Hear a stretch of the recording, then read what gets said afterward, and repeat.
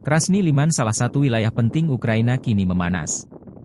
Militer Rusia diprediksi mengincar Liman Donetsk untuk memperkuat kekuatan militer di wilayah Donetsk.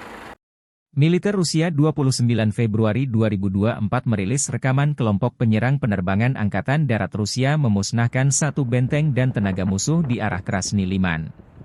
Roket S-8 digunakan untuk melancarkan serangan. Seperti yang dilaporkan oleh pengontrol udara depan, semua target yang ditetapkan berhasil dinetralkan. Kelompok penyerang tersebut termasuk helikopter pengintai dan serangka A-52 Alligator, helikopter angkut Mi-35M, dan helikopter multiguna Mi-8. Selain itu, spesialis dari kelompok pencarian dan penyelamatan serta tim pendukung kebakaran mendampingi kelompok penyerang.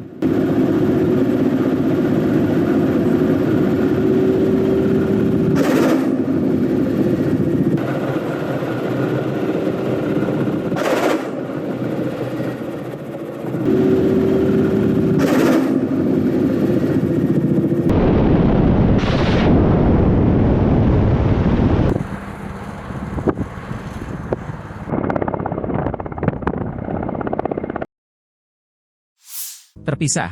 Angkatan bersenjata Ukraina dalam pernyataan resmi juga melansir selama 24 jam terakhir, serangan udara Ukraina menyerang 8 area terkonsentrasinya personel Rusia.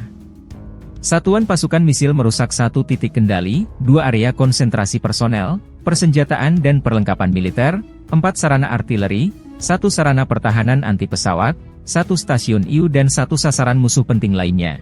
Rusia kehilangan 1.150 prajurit di sejumlah garis depan dalam 24 jam terakhir. Termasuk kehilangan 23 tank, 44 kendaraan pengangkut personel serta 41 sistem artileri. Secara total, militer Rusia kehilangan 413.760 prajurit sejak menyerbu Ukraina 24 Februari 2022 lalu. Kremlin juga kehilangan total 342 pesawat terbang, 325 helikopter, 7.768 drone hingga 690 sistem pertahanan udara. Konflik Rusia-Ukraina memasuki hari 736, belum ada tanda-tanda gencatan senjata dua kubu.